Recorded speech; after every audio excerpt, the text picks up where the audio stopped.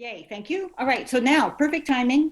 Um, and thank you, Yvette, so much for being here tonight. And thank you, Justin, for being here to do the introductions. So you have the floor now, Justin. Hey, thank you so much, Heidi. And thank you all for the invitation. It's always great to see your smiling faces. Hardest working people in Cecil County. You guys stick true. I know it's a hard fight up there, but you're doing it well. Keep up the energy. Like Heidi said, this is probably the most important election that we've seen, or at least in my lifetime. With all of our offices up at the top of the ticket, we've never quite had an election like this in Maryland, at least not in recent memory. So the lady leading us is who I get to introduce you to tonight. My wonderful boss, our state party chair, Miss Yvette Lewis. A little bit of information about Yvette, just to prime you. She may look familiar. That's because this is actually Yvette's second term serving as Maryland Democratic Party chair. Her first term was from 2011 to 2015. And then after our last chair left, she came and rejoined the party to lead us into this election year back in 2019. And she's been serving ever since. She didn't take off time in the meantime, though. Between 2015 and 2019, she was active on the DNC Executive Committee. She served on the Rules and Bylaws Committee. And she was also the elected representative from the Eastern Caucus on the DNC Executive Committee. So without further ado, I'm going to hand it over to one of my mentors and somebody that I trust will lead us bravely into the future, Miss Yvette Lewis. Oh, thank you, Justin. And I have to tell you, you know what I'm about to say. Justin is the absolute best. He is such a dynamic addition to our team. When I came on as chair, Justin will tell you, I always zeroed in on him because I just thought he was just amazing. The report he would give every week at staff meeting and how engaged he was. So I'm delighted to have him elevated to this position where I'm working even more closely with him than I did before. And I'm just really proud to see his growth since I've been back as chair. But don't tell him I said all of that stuff because I don't want it to go to his head. But I am absolutely delighted to be here with you tonight. I love coming to parts of the state where it's hard to be a Democrat, and I love the commitment in those parts of the state where it's hard to be a Democrat. And every single day that you have to get up and refer to Andy Harris as one of your representatives, it's hard to be a Democrat, but you do it anyway. And you talk about it with such optimism and such hope. I listened to you talk about getting rid of Andy Harris. You're talking about it like it is a possibility because in your mind you have accepted that it is a possibility, which will make it a reality because you have that right in front of you every single day. This man is an embarrassment. He is not even worthy to represent the people of the 1st Congressional District. You deserve so much better. You really do. And I feel so strongly about that, especially today on this anniversary of the insurrection. I have to just sort of set the stage for you a little bit of what was going on. At the state party, we were excited. We were so full of joy because we were in the process of putting together the inaugural boxes for our virtual inaugural ball. We didn't know how we were going to pull it off, but we were just determined to bring people together to celebrate the end of Donald Trump and the beginning of a new era with Joe Biden. And everybody's spirits were high. Tickets were selling. Our little Zoom tickets were selling. I think we ended up with 700 people that participated in our ball. We had gift cards and we have champagne and we had wine and we're putting chocolates and popcorn. And I mean, just fun stuff spread out all over the office, getting ready for what was going to be an exciting event. And then this happened. And the whiplash of emotion that we all experienced going from this really giddy high place, knowing that this electoral college was going to certify everything and we would be done. And then to being pulled into this very low place, a place of anguish, a place of anger, and a place of fear, because I was afraid. I'll be honest with you. I didn't know how long it was going to last. I didn't know if it was going to spill out into the city. I didn't know. I didn't know what was happening to our representatives. I was feverishly calling Steny Hoyer and John Sarbanes and Ben Cardin and Chris. I was calling their staff. Are you guys okay? Where are they? Because we just didn't know. We couldn't get through to anybody. Can you imagine? Can you imagine what that was like? Can you imagine what it could have been like had something seriously happened to all of our elected officials there because of a mob that was incited by someone that was elected to uphold and defend the Constitution of the United States? And he was sitting back cheering. It was so unreal for all of us to have to experience these competing emotions and not even get the chance to gradually move from one to the other, but to just be pulled from one to the other. But in that moment, as we saw the vote being finally certified, I think we really sort of steeled our spines and we said to ourselves, this will not stand. And we're going to do everything we can here in Maryland to not only support our elected officials, but to support this president of the United States. And I think we've done that. I think your state party has really worked very hard to be the voice of Marylanders in the state, to put forth those programs and those issues that we heard from you that you were interested in. Yes, we did things on climate change. I certainly hope you had a chance to look at our climate change panels. We had 6 of them, our climate change series. Yes, we did Black Lives Matter. Yes, we did maternal health. Yes, we did things that honored our constituents like the AAPI community. Yes, we did things for Black History Month. All of these things are online where you can see the kind of programming that we did. But this programming was to say the Democratic Party is here for everyone. Whatever your concerns, whatever your issues, there is a place for you in the Maryland Democratic Party. No, we don't all think alike. No, we don't all speak alike. No, we don't all agree. But we are bound by the values that we share. We are bound by our commitment to working towards a more perfect union, beginning right here in the state of Maryland, because it is so vitally important. And what we found this year, and what we are finding more and more, is that when people hear and they know what we represent, when they hear and they know what we stand for, they like our ideas. They like what we're doing so much that the Republicans in the General Assembly go home and take credit for what we do when they voted against it. It's the most amazing thing to watch. But we're not going to let them get away with that. We're going to continue to preach the gospel and spread the good news of what Democrats do for you and what Republicans do to you. And there's a difference. There is a difference. And we're going to make sure that people know. Now, I heard someone say that they didn't hear Joe Biden's speech today, but they heard it was very good. Go listen to it. It was beyond very good. That is the best speech our president has ever given. And it was a case where he laid out exactly what this big lie has done to this country and how close we came to losing our democracy. You know, it was just such a common sense speech. One of the things he said, which I don't know why we haven't said this before, if the election was stolen, why was it just stolen at the top of the ticket? Everybody was on the same ballot and Republicans won seats. If the election was stolen, their part should be questioned too. But no part of the ballot is being questioned that everybody was on except at the top of the ticket. Think about that.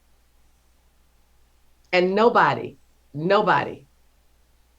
on the other side who knows better would ever admit to something like that. Lindsey Graham, if it was stolen, yours was too. You didn't get elected, Jamie Harrison won. Just saying. Susan Collins, if it was stolen, you didn't get elected, your opponent did. And all of those Democratic seats that we didn't win, maybe we need to go back and look at those too if we want to look at the top of the ticket. Let's look at yours. Let's look at your seat.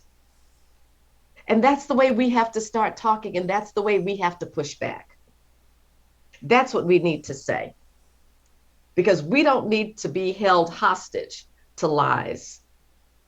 And we've been held hostage to lies and to misinformation. And Democrats need to follow the lead of the president and stop acting like when Democrats are in power, the Republicans are still in power. When Republicans are in power, the Republicans are in power. Then Democrats get power again, and Democrats act like they're afraid of what's going to happen to them when Republicans get in power again. We've got to stop doing that. We can control that. We proved it here in Maryland. We flipped 3 counties. We proved it. And then what just happened in our municipal elections, in Annapolis, what is it, Justin? We went 8 for 8 with a big sweep in the Annapolis elections. We had the sweep in Frederick. Even down to the local level, we are doing what we need to do. It's not always about what's at the top and the sexy presidential races. No, it's the races for those people that affect whether or not the snow gets plowed on your street. It's those races that are just as important. And I'm looking at a bunch of snow right now, so I can speak to that. We have to be engaged up and down the ballot. And I know we can do it because we've got a great story to tell. Joe Biden has presided over the best economy in the history. The jobs and the jobs tomorrow, the jobs report will come out and it'll be redone and the numbers will go higher. They were double what they thought they were in November. I just saw that yesterday. They double. Unemployment is way down. That's the good news. That's the good news of what we're doing. And we can't be afraid or ashamed to talk about it. And I know you're not. I know you're not, because you're here. If you were afraid or ashamed, you wouldn't be here. You wouldn't wear the title of Democrat in a red county, but you do. But you do. I'd like to take you around into the other parts of the state sometimes where they sort of forget and take it for granted. Oh, we got this. We're Democrats. No, you don't. That's how we got Larry Hogan for 8 years. That's how we got Larry Hogan for 8 years. We get complacent and we think this is a blue state. No, it's not. It's a blue state when blue voters show up to vote. That makes it a blue state. It's not just a blue state by virtue of the fact that we have so many more Democrats living in the state of Maryland than we do Republicans. It's a blue state when blue voters vote. That's it. So our job is to make sure that blue voters vote, and we bring some independents along with us and some red voters too. Red voters who want to vote for decency. Red voters who want to vote to preserve and protect and defend the Constitution. Red voters who believe that we have more that unites us than divides us. That's what we want to do. Those are the red voters that we want. Those are the red voters that we need, and those are the red voters that we can appeal to. Not many of them, but there are some. So I say to you, let us be proud of who we are as Democrats. Let us fight for what we believe as Democrats. Let us join together and make a pledge that we are going to do all we can. A, to get rid of Andy Harris. B, to get rid of Larry Hogan and anybody that he is endorsing. And that means if he's trying to run for Senate, he's got to go because it's not going to happen. And whoever his endorsed or non-endorsed Republican candidate is, that's it. We're done. It's time for us to take our state back. I saw a story last night, and I want to read you just the headline because I saved it for you guys. Larry Hogan talks about all this wonderful stuff that he's done, for the state of Maryland, and Maryland first, and businesses are welcome here. Well, this came out yesterday. Maryland ranks 46th in the state business tax climate index. This is why businesses are leaving the state of Maryland. This is why. You couple that with the mismanagement of this COVID vaccine. You guys realize we don't know how many people in the state of Maryland have COVID. You do know that, right? The website was down, so numbers went unreported forever. Then all of a sudden, it mysteriously reappeared when Larry Hogan got COVID. Then the numbers started getting reported again. Things that make you go, So we don't know, and then remember the debacle with the kits from South Korea that were incomplete, that we couldn't do anything with. Oh, but he went on television and he was the hero. Because you see, that's what he does. And then he puts it all in these little disappearing messages that he and members of his staff and members of the government were communicating on. So nobody can see what the messages are because they disappear. Mr. Transparency. So I hope he enjoys these next few months, because these are his last few months in charge of anything in the state of Maryland. We are going to have a Democratic governor. We are going to have a Democratic attorney general. We are going to have a Democratic comptroller. We are going to have a Democratic lieutenant governor. We are. So the only question is, how do you intend to celebrate? How do you intend to celebrate when we cross that threshold? Because you see, we're going to make waves. Everybody just better learn how to swim, because we're in charge right now. And we are not going back to 2014 or 2018. I don't care who the nominee is. We're going to support them. And we're going to get that nominee across the finish line. And if it's not your person, get in your feelings after Election Day. But from primary day until Election Day, that is your person. That is your person.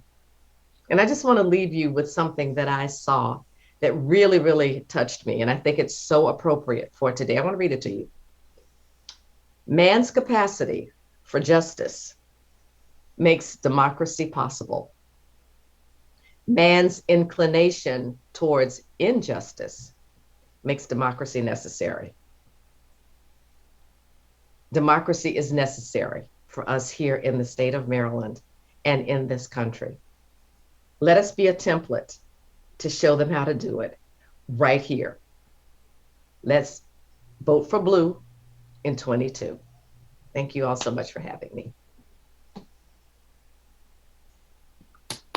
Thank you. Thank you so much. And I just have to say thank you for all that you said, but especially that whole concept of how could the election have been stolen if all those Republicans were so happy with their wins? Yes.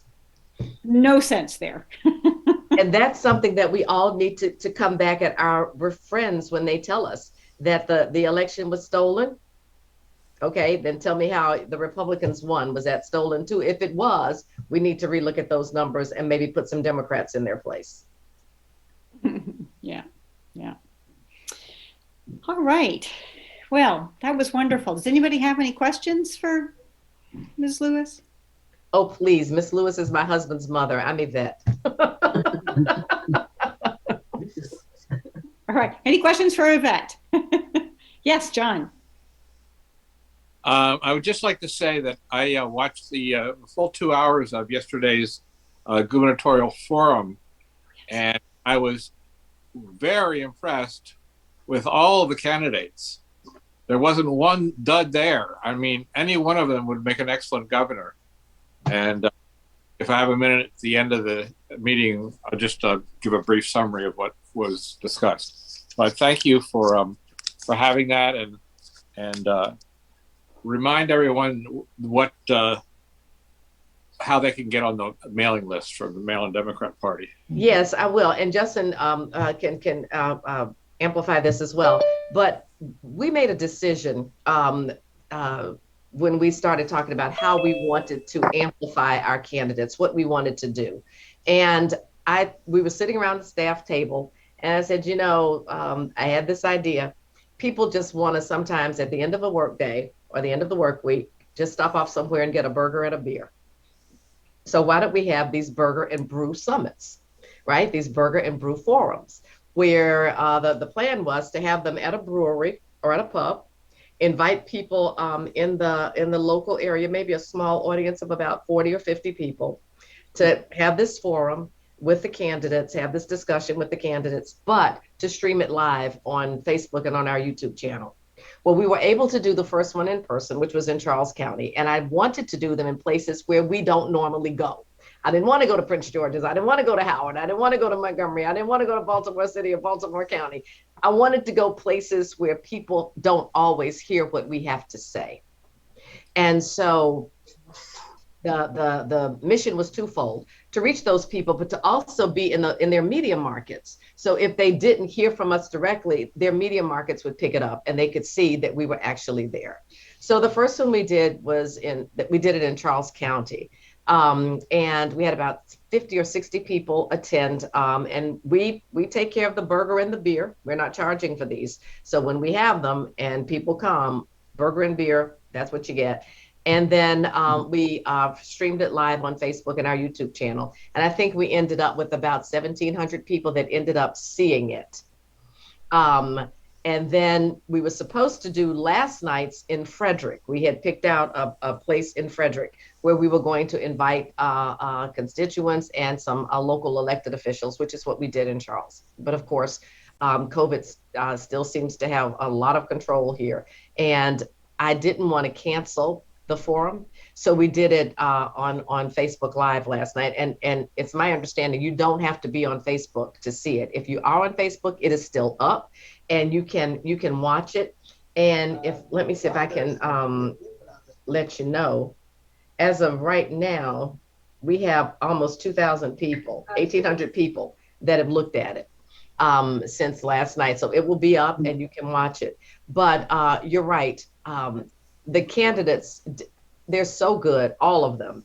And they have such well thought out positions. And I said last night, and I said at the end of the first forum, after hearing them and being in the room with them and seeing how well prepared and well versed they are, I'm convinced we are definitely going to have a Democratic governor. I know that without a doubt. We are going to have a Democratic governor. And we'll do the next one in March. Hopefully, we're looking at doing the Frederick one in March in person. And then we're doing one in Salisbury, I think. That will be the next one. And that'll be in April. At the 1st of June, I think we're looking at Baltimore County around the 2nd of June. We want to do Baltimore County. And then just before early vote starts, where it's either going to be the Tuesday or the Wednesday before early vote starts, we're looking at doing what we're calling the last pitch. It'll be at a baseball field. And the candidates will get to make their last pitch before everyone goes out to start voting in the primary. And in between that, we'll have a gala and some other things. But the main thing is, as I said last night, my goal is to get these candidates as much exposure as possible. And right now, with COVID, they're not getting in front of 1,000 people. They're not getting in front of 1,700 people. We provided that for them last night. And we will continue to provide that, which is why I want them to all of them to participate. All didn't participate last night. 7 of them did. But we want to be sure that I feel that that's my responsibility, our responsibility at the state party, to make sure that we get our candidates as much exposure as possible so that you can make an informed decision about who you want to be your governor. And last night's topic was education. The first night in Charles County, we did economic issues. We're going to do one on climate change. We're going to do one on healthcare. So we're trying to do topic specific ones so that they can have time to actually flesh out their ideas and you can really, really see where they stand rather than just throwing a mishmash of topics all together. And they don't get that much time to answer as it is because there's so many of them. So we wanted to hone it in a little bit so we could really hear their policy positions. And so those, you can still find them on the Maryland Democratic Party Facebook page. And for those of you that aren't on Facebook, Justin, I think there's a link that maybe we can get to everyone that was there last night so that even if you're not on Facebook, if you don't have a Facebook account, you'll be able to see it. You can also see it on our YouTube channel, if I'm not mistaken. So, but Justin can make sure you have all of that information. But please watch them. They're quite good. I see this. Thank you so much for joining us. It's really been great to listen to you, and I apologize. I was busy a little bit part of it, so I may have missed a few sentences there. But I was just wondering, you had mentioned that we want to engage red voters, the ones that who are maybe a little bit confused about what their party is doing, but really have the core values of democracy that we share. I was wondering if you have any suggestions for us specifically on how we can do a better job, because we know that we have to do that here in Cecil County in order to go forward. We also are looking to potentially support individually, at least, some Republican candidates who are of the same persuasion, because even though a district has a chance, currently we have a 66%, 30% difference in terms of the voting Republican versus Democrat. So we kind of have to look at which direction we're going and how we're going about things. But I was wondering if you have any specific suggestions for us, and also is there some ways that the party can support us, So other than Justin, who is great. well, you got the cream of the crop right there. I mean, I don't know how you can top that, right? But one of the things that I have found to be so effective is just conversation. Sometimes just a simple conversation, not a conversation to persuade, not a conversation to convince, just a conversation to get to know. I did an event here at my house, believe it or not, between my time as state party chair and when I left in 15, I worked as senior advisor to Chris Van Hollen. And then I came back to the party. Well, while I was working with Chris Van Hollen, I got involved with this group. The name of the group was called Our Time. And what they did, it was all about engaging young people, finding ways to engage young people. And I did an event here at my house. And I reached out to Diana, and I can't remember Diana's last name. She was chair of the Republican Party. And she and I had sort of debated each other on Maryland Public Television a couple of times during the Hogan Anthony Brown campaign. And so we really did, hit it off. We knew we had our differences, but I reached out to her and invited her over to the fundraiser. And I told her, feel free to bring, whatever staffer or whoever you want to bring with you. I said, this is a nonpartisan event, but both of us are going to need young people. The Democrats are going to need young people. The Republicans are going to need young people. So this is an opportunity for us collectively to support this organization that is looking at outreach to young people, Republican young people, Democratic young people, and independent. And she came. And I remember Mike Bush came to the event as well. He was absolutely flabbergasted that I had the Republican chair here in my home. But it was not about anything that was adversarial. Now, would that work now after Donald Trump? I'm not sure, because Donald Trump has made that type of engagement impossible, that even if she wanted to, she wouldn't, because she couldn't take the heat, right? So what I would suggest is that you find those Republicans that feel like they can take the heat to say hello back to you if you say hello to them. And as you get into conversations, conversations for me are like, so what do you think about this? I think that's a great idea. Well, did you know the Democratic Party is doing that? Did you know that that's what we do? And what do you think about this?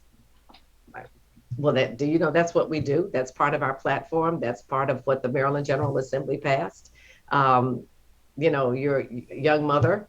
Don't you want universal pre-K for your kids? Sure you do, right?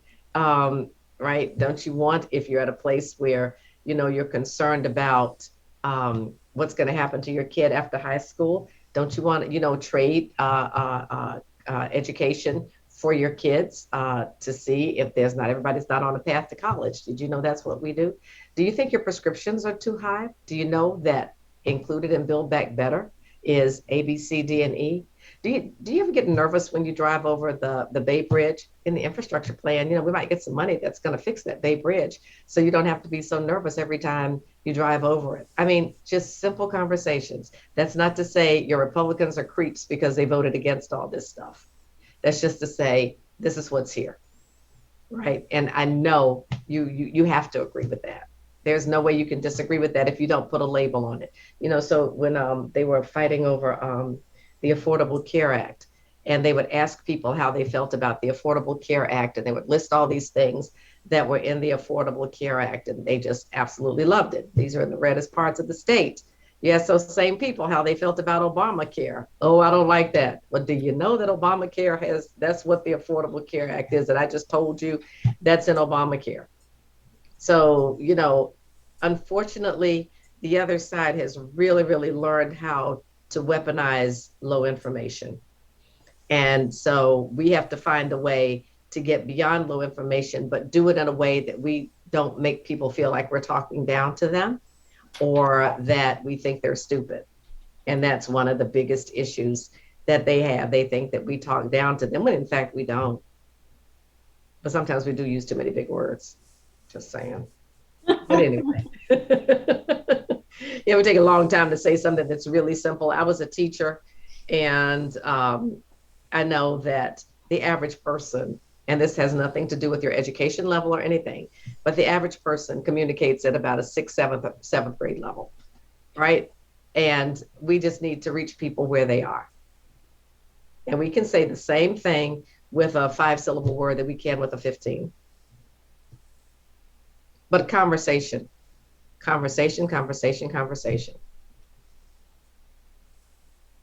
As far as what the party can do, Justin can share with you when he starts to talk a little bit about our rural group that we have. And this was something that I did when I was chair of the party before.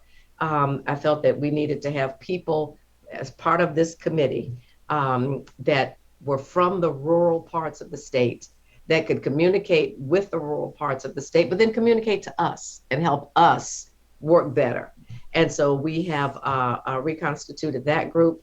They're very active, and I'm excited about that as well. So the commitment to working in areas other than the big 6 or 7 is real, and it's true at the party. And it's something that I hope will serve us well in this upcoming election cycle. Thank you. Okay. Eunice, did I see your hand? Did I see Eunice's hand? Yes. You answered part of my question, because we're here in the rural area, and sometimes the population here, they feel a little left out, a little neglected. And I think that that's one of the things that the Republicans speak to them and how they win their trust. So I was wondering, had the state planned anything about that? So I'm glad to hear that you're doing. Absolutely. And when it comes to canvassing, I'm going to try my best to get to as many parts of the state to canvass as I possibly can if we're out canvassing. And if not canvass, I certainly will phone bank. I did that in the last cycle. Every Saturday, the party staff and I, we were on the phone and we're phone banking. We have this other program that Justin will share a bit about. It's called Project Register to Win. And what we're doing, we have identified 150,000 potential Democrats in the state of Maryland that we are going after to register them to vote. I don't know what the latest figure I got, the number of Democrats that we have registered or re-registered since we started this project at the end of September is is in excess of 6,000 people. That's no small number, especially in your part of the state. So we have a wonderful, wonderful organizer, Michaela Salazar, who works with Justin. And she is out there phone banking. She's got her groups phone banking every single week as part of this Project Register to Win. So we've got a big voter registration push, and we're finding that in your areas, that's where we have the best opportunities for pickup. And that's why those conversations are so important before people get radicalized or, have their opinions shaped in a way where we can't get through. So we've got a lot of kids that are coming out of school, high school seniors that will be eligible to vote. That's where we need to concentrate. But our rural committee, they meet regularly, and they've got a really good plan of what they want to do moving forward. I'm excited about it because it's going to touch your area and some of the other areas in Western Maryland and Southern Maryland as well. The second part of my question is, as a member, as a former member of the Central Committee, one of the hardest things in the 3 years that I served was getting candidates to run. I know. I know. Do you have any strategies that you can offer us? Because we had one great candidate last year to run for the county executive. I think he did the best that anybody has ever done as a Democrat in this county. And he still lost miserably, even though he did better than anybody had ever done as a Democrat. So that scares people. No one wants to No, run. I hear you. I hear you. So hopefully you can share with us some strategies on how to encourage people to run. That's the whole reason why I got involved in this anyway. I can do more than share strategies. I mean, we actually have a training. Justin, can you hear me? Are you on? He might have said, are you there? Yeah. So we actually have a training for the National Democratic Training Corps Committee. They actually do a training on, so you want to run for something and how to recruit the best candidates. We can certainly share that information with you. We did a training also for our Central Committee chairs and treasurers, I think it was. And there was a whole section on recruiting good candidates. So we can get that information to you that I think would be really helpful in recruiting people, something that you can use and some talking points and ideas that you can use as you're having these conversations with people. That would be appreciated. Thank you, Yvette. And I just want to add, you were the first vote I ever cast. I voted for you. So thank wonderful. you. So happy. Thank you so much. I tell you that day, so it's all a blur. I was not feeling well. I don't know if you recall, I had completely lost my voice. Everything just sort of happened so fast in a whirlwind because I was not even thinking about coming back as chair of the party. And I thought that several other people were going to step up and run, and nobody sort of did. And I make no secret of the fact that I really, really love the Maryland Democratic Party. I do. Love it enough to come back again. We'll talk about my sanity on another call. But I do love it enough that I really felt like I wanted to serve, that I felt that was a way that I might be helpful and make a contribution. And I knew that, and I still know that I have no other agenda. I don't want to be an elected official. I'm not, mark it down. You heard it here tonight. Yvette said she does not want to be an elected official. I don't want another job. I don't want anything except to make the party as successful as I can make it. So that when we have a governor, that governor has a strong Democratic Party to be the leader of. So thank you for your vote. And I hope that, I haven't let you down, but you can always call me and let me know when I do. The door is always open for suggestions and criticisms because that's the only way we get better. So thank you. All right. Thank you very much. I'm sure you have many other things to do. So, but we will release you. But thank you so much for coming. It was great to hear all you had to say. And you're helping with my goal, because one of the things that I am determined to do is to get to as many Central Committee meetings and as many club meetings as possible. So thank you for allowing me to say I did it here, and it's been a pleasure. Thank you all. Good night. Good night. Thanks. So I'm also giving Justin a very short time. We're going to have him another time, and this has been really interesting, but kind of long. So I'm giving Justin a very short time to talk about the District 1 situation. And then, like I say, we will have him back. So I don't think we'll let people ask questions. We're just going to let him talk. So go ahead, Justin, and tell us what you want us to know right now about District 1. And then maybe, who knows when, we'll have you back for some more nitty-gritty stuff. No, sounds good. Sounds good. First, want to highlight, dropped a bunch of links into the chat.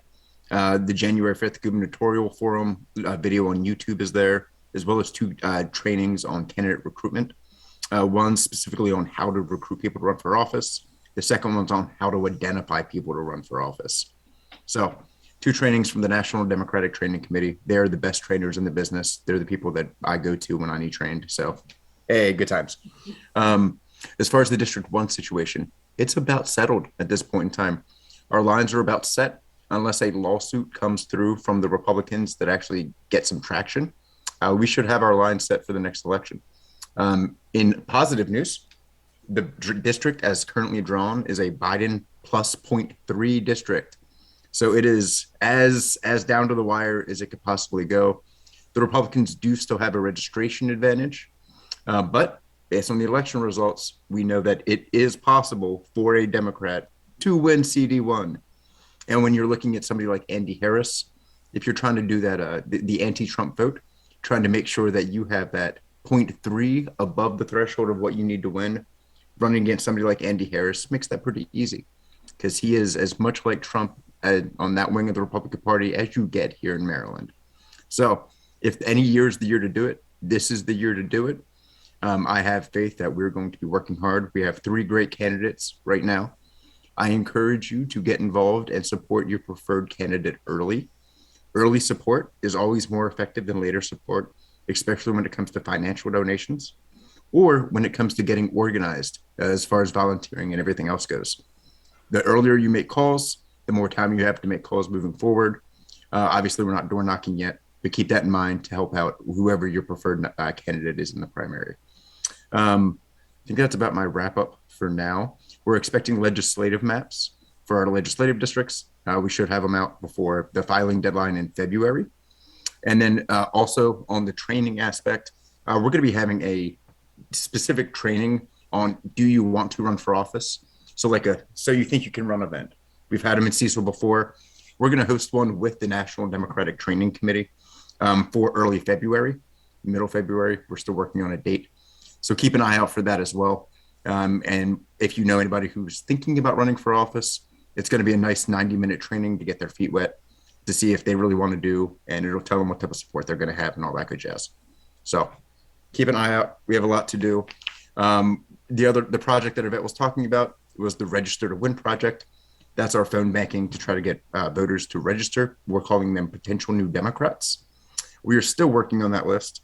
Cecil County has actually done very well thus far as making their calls go for this list. So we're going to keep it up, we hope. We will be having a new universe rolled out in the spring. Hopefully by that point in time, we can actually go out and knock doors. We shall see where coronavirus leaves us. I'll leave it at there. I think that was enough talking for now. Thank you all for your time. And as always, don't hesitate to reach out. Okay, thank you so much, Justin. I think that Register to Win thing sounds like something that we really want to be putting some effort into. So yeah, that's great. Okay.